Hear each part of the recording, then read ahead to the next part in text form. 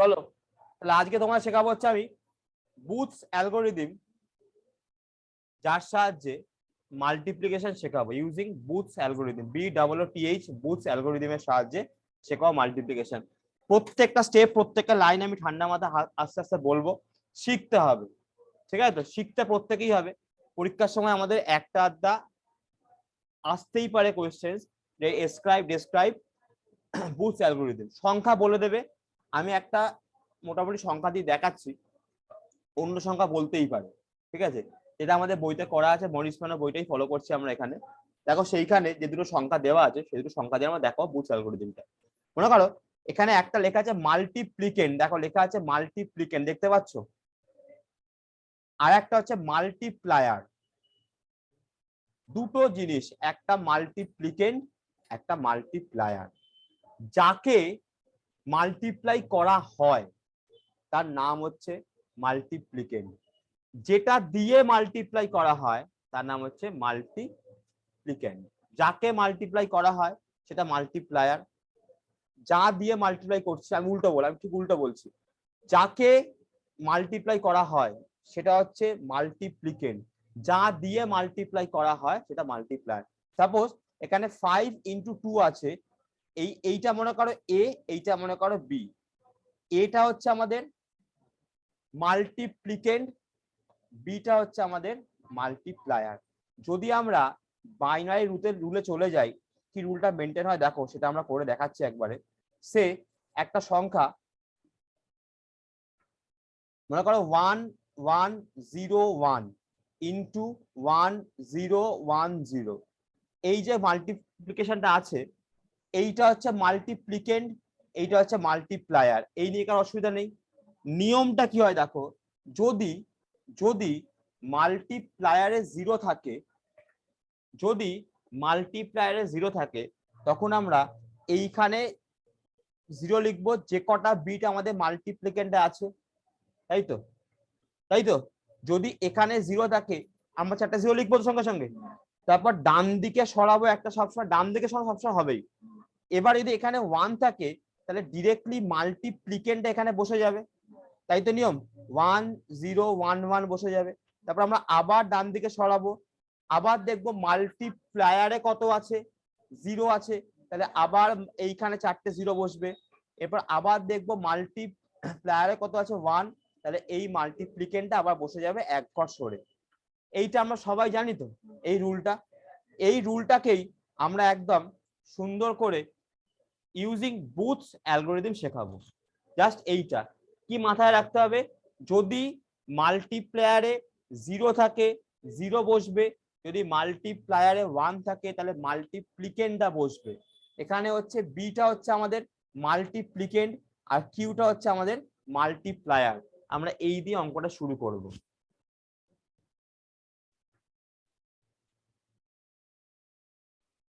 এবারে আমরা এই লাইভ এক্সাম্পলটা দেখবো। এখানে দেখো কি কি ঘর করা হয়েছে, প্রত্যেকটাই ঘরগুলোকে করে ফেলতে হবে, নাহলে কিন্তু হবে না। তোমাকে এই সবকটা ঘর করতে হবে। এখানে কি ঘর না, দেখো এইখানে এই একটা কলাম, এই একটা কলাম, এই একটা কলাম, আর এই 4টে কালার ভাগ করেছি। কোনটার কি মানে বলে যাচ্ছি, এটা হচ্ছে মেন গুণের জায়গাটা, ঠিক আছে? কিউটা হচ্ছে মাল্টিপ্লায়ারের জায়গাটা, ঠিক আছে? এসসিটা হচ্ছে আমাদের স্ট্যাক কাউন্টার, ঠিক আছে? এসসি দেখো লেখা আছে, স্ট্যাক কাউন্টার লেখা আছে। এবারে এখানে 101 কেন দেওয়া হলো, সবার আগে দেখো এইটা আমরা বুঝতে পারছি। কিউতে আমরা মাল্টিপ্লায়ার লিখে যেটা 10011 লিখেছি, প্রথমে আমাদের গুণের শুরুতে সবকটা 0 থাকে তাই 0 লিখেছি, এখানে আমাদের এক্সট্রা বিটটাও 0 লিখেছি। কিন্তু এসসিটা কেন 101, কারণটা বলি। দেখো এটা কত অঙ্কের সংখ্যা, 5 অঙ্কের সংখ্যা। কিউএরটা এটাই অঙ্ক দিয়েছে, আমার কি বলছি, এই অঙ্কটা কি দিয়েছে বলি আবার। মনে করো এই অঙ্কটা করছি আমরা 10111 ইন্টু 10011, এইটা হচ্ছে অঙ্কটা করছি। তাহলে এইটা হচ্ছে আমাদের বি, এইটা হচ্ছে আমাদের কিউ। ক্লিয়ার? ক্লিয়ার? এবার দেখো এসসিটা কেন আমাদের 101, এটা ক অঙ্কের সংখ্যা? 5 অঙ্কের সংখ্যা। 5-এর বাইনারি কত? তাহলে দেখো তাই আমরা 101 দিয়ে শুরু করেছি। যখন 0 হয়ে যাবে এটা কিভাবে হবে তাও দেখাবো আমরা, তখন অঙ্কটা শেষ হয়ে গেছে। আবার বলছি স্ট্যাক কাউন্টার বলে ওটাকে জেনারেলি, তাই তো? তাহলে স্ট্যাক কাউন্টার সবসময় কি হচ্ছে আমাদের, যত অঙ্কের সংখ্যা হবে তত অঙ্কের ওটাকে বাইনারিতে লিখতে হবে ওইখানে। যদি 6 ডিজিট নাম্বার থাকতো তাহলে SC should be 110। If we are performing 4 digit multiplication then SC should be 100। Is it clear? তাহলে এসসি ব্যাপারটা কি আসলে বোঝা গেল। তাহলে এবারে বলো এই প্রথম লাইনটা সবাই বুঝতে পারলে কিনা? ফার্স্ট লাইন যেখান দিয়ে আমাদের স্টার্টিংটা হচ্ছে সেইটা আগে ক্লিয়ার করো। এই যে ফার্স্ট লাইন যেটা আমরা করেছি এই লাইনটা, এইটা সবাই বুঝতে পারলে এই জিনিসটা একদম, কারণ এটা নিয়ে কোনো আপত্তি নেই।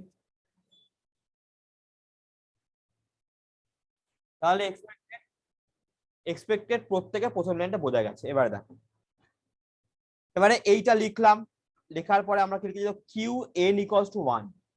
কিউ এন মানে কোনটা? এই কিউ যে কলামটা আছে তার nth টার্ম, এইটা তার nth টার্ম ধরবো আমরা সবসময়। এখানে কিউ এনটা 1 আছে তো, এটা কেন কিউ এন মানে বলতে পারলাম? বিকজ কিউ এর nth টার্ম, কিউ এর এলএসবিটাকে আমরা কিউ এন বলছি এখানে। এলএসবি মানে সবথেকে ডান দিকের বিটটা, তাই আমরা ওটাকে আমরা কিউ এন নাম দিয়েছি। পরিষ্কার? যদি 1 হয় তখন অ্যাড বি লেখা আছে, কেন দেখো যখন গুণের ক্ষেত্রে আমাদের 1 থাকে তখন এইটা পর নিচে বসে যায় তো, গুণের নিয়মটা মনে পড়লো তো? এই যে 1, এটা ভালো করে দেখো, মনে করো এইটা ইন্টু 1001, যদি এইটা 1 হয় তখন এইটা পর নিচে বসবে তো, তাই বসবে তো, তাই লিখেছি দেখো অ্যাড বি। বি হচ্ছে কোনটা? মাল্টিপ্লিকেন্ড, যাকে গুণ করছি। এতটা বোঝাতে পারলাম? সবাই থামস আপ, থামস আপ। চলো এবারে দেখো, এবারে কি ছিল আমাদের? এইখানে এইটা ছিল, তার সঙ্গে আমরা 10111 যোগ করলাম, যোগ করেছি। দেখো যোগ করলে কি হচ্ছে অঙ্কটা, এই দুখানা টার্ম যোগ করো, দেখো যোগ করলে এইটা আসছে তো,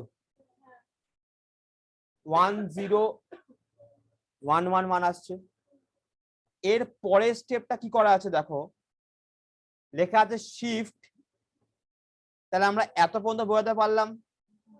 এবার লেখা শিফট ই এ কিউ, ই এ কিউ কে আমরা শিফট করাবো কোন দিকে? রাইট শিফট করাবো, রাইট শিফট। মনে করো দেখো আমি লিখছি, জিনিসটা ভালো করে বুঝতে পারবে। এইখানে দাঁড়িয়ে আমাদের ই এর মধ্যে কত আছে? 0। এর মধ্যে আছে এইটা, আর কিউ এর মধ্যে আছে 10011। মনে করো এই পুরোটাকে আমার ডান দিকে শিফট করানো হলো, তাহলে এই 0 বেরিয়ে চলো, এই 1 বেরিয়ে যাবে তো, এই 1 বেরিয়ে যাবে, তাই তো, এই 1 বেরিয়ে যাবে। এরপর এই 1টা চলে আসবে, এইখানে চলে এসছে, দেখো এই 0 এই 0 এসছে, এই 1টা হচ্ছে এইটা, এইখান থেকে একটা 1 চলে এসছে এইখানে, দেখাতে পারলাম। এই 1 নেমে এসছে এইখানে, এই 1 নেমে এসছে এইখানে, এই 0 এইখানে, এই 1 এইখানে, এইখানকার 0টা হচ্ছে এইখানে। পরিষ্কার? এটাই কিন্তু আমাদের সব থেকে বোঝার জিনিস, শিফট ইএ কিউ। আবার দেখাচ্ছি দেখো, মনে করো আমি এইখানে এটা লিখছি, দেখো তোমার সঙ্গে লিখছি অঙ্কটা 10011 তো, তুমি এই পুরোটাকে মনে করো ডান দিকে একটা শিফট করো, এই 1টা বেরিয়ে যাবে, এই 1 শিফট সব করে তো, দেখো শিফট করলে আমাদের এইটা আসছে কিনা নিজে খাতায় করে দেখে নাও, এইটা আসছে কিনা, দেখো তো এইটা আসছে কিনা খাতায় করে দাও। আমি এখানে লিখছি, আমি দেখো একটু ভালো করে করলাম, 1010111 আর 10011 তো, এটাকে আমার ডান দিকে শিফট করাবো তো, তাহলে এই 1 বেরিয়ে চলে গেছে, এই 1টা বসলো এইখানে, এই 0 এইখানে, এই 0 এইখানে, এই 1 এইখানে, তাই তো। তারপর এই 1টা আসলো এইখানে, এই 11010, তাই এসছে। শিফট ইয়ে কিউটা বুঝতে পারলে? পুরো এই রোটাকে একটা ডান দিকে শিফট করিয়েছি আমি, পুরো সংখ্যাটাকে, ওই 1 ডান দিকে বেরিয়ে যাবে, বেরিয়ে গিয়ে পুরো সংখ্যাটা বসে যাচ্ছে। এতটা বোঝাতে পারলাম? হ্যাঁ, এক সেকেন্ড। তাহলে তাহলে তাহলে কনসেপ্টটা হয়েছে, আমরা এখন দাঁড়িয়ে আছি হচ্ছে এই জায়গাটাতে, আমরা এইখানটা দাঁড়িয়ে আছি, আমি অন্য কালার দিয়ে এবারে করছি, আস্তে আস্তে কালারিং কোড চেঞ্জ করতে হচ্ছে। দেখো আমরা এইখানটা দাঁড়িয়ে আছি শিফট করার পরে, তাই তো? আমরা তাহলে এইটা কিন্তু সরি এইটা কিন্তু আমাদের একটা গোটা, এইটা হচ্ছে গোটা একটা আমাদের স্টেপ হলো, তাই আমি দাগ কাটলাম এটাকে। না এরকম লিখলেই হবে। এবার দেখো এইটা করার পর এইখানে আসার পর কিউ এর ঘরে কত আছে 11001, তাহলে কিউ এনটা কত বলো? কিউ এন 1, সবাই পরিষ্কার? কিউ এর এন এর ঘরে 1 আছে তো, এই তো এন এর ঘরে 1 আছে তো, আছে তো, তাই আমরা কিউ এনটা কত 1 লিখেছি, দেখো এইখানে 1 লিখেছি, আমরা এইখানে 1 লিখেছি তো, তাহলে কিউ এন মান হলে অ্যাড বি হবে, বি মানে হচ্ছে এই সংখ্যাটা, তাই তো?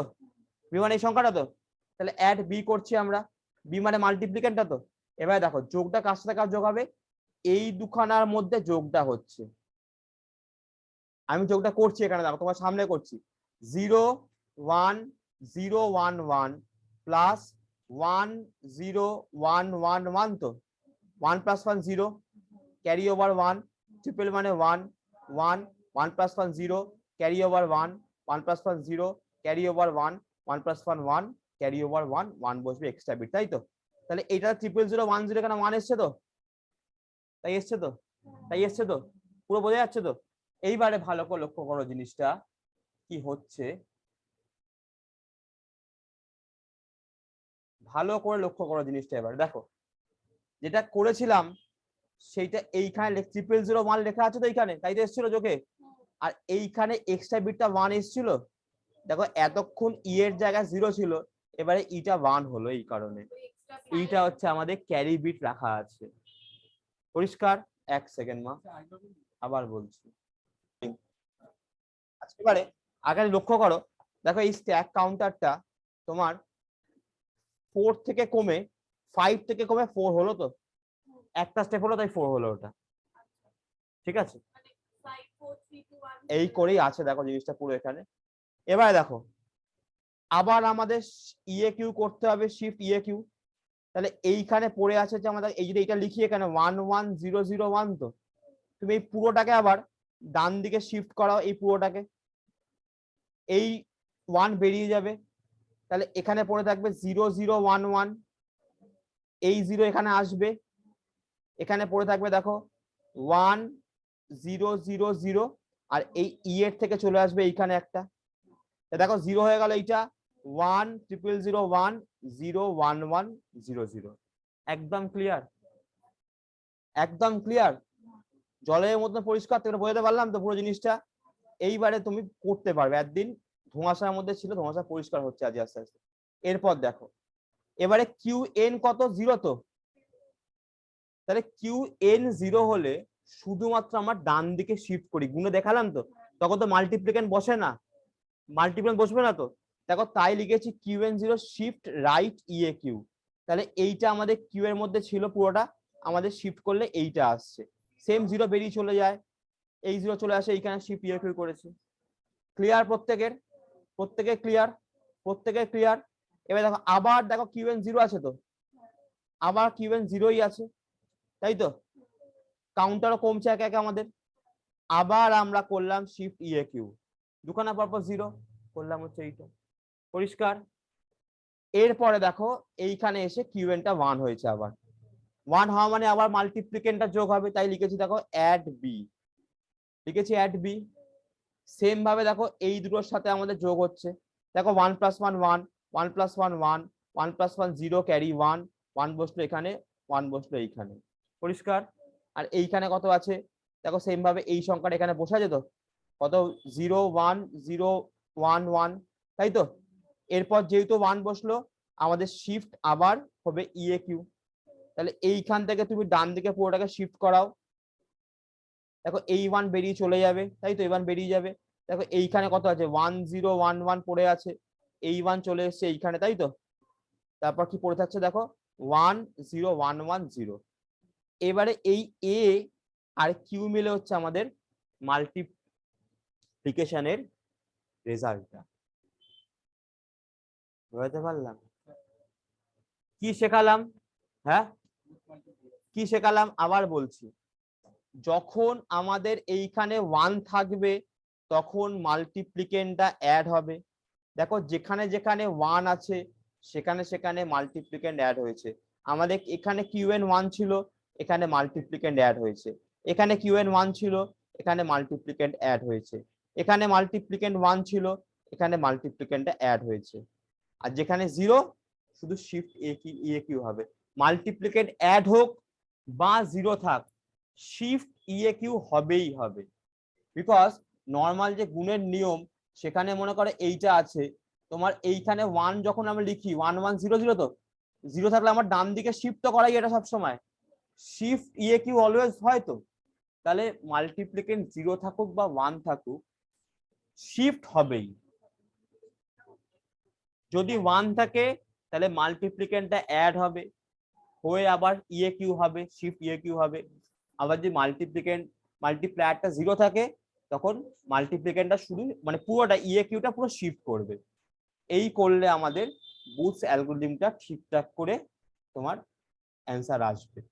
ঠান্ডা মাথায় করতে হবে, এই অঙ্ক তাড়াহুড়ো করে কিন্তু কোনোদিনও হবে না। ঠান্ডা মাথায় প্রত্যেকটা স্টেপ দেখালাম, এক্সপেক্টের সময় বুঝতে পেরেছো, তাই তো? বলো। এই তো বাবা, এইখানে দেখ না, এইখানে যখন এইখানে তো আমার এখন তো দাঁড়িয়ে আছে এইটা, তো এটা তো কিউ দাঁড়িয়ে আছে, এন এর টার্ম কত? 1ই তো,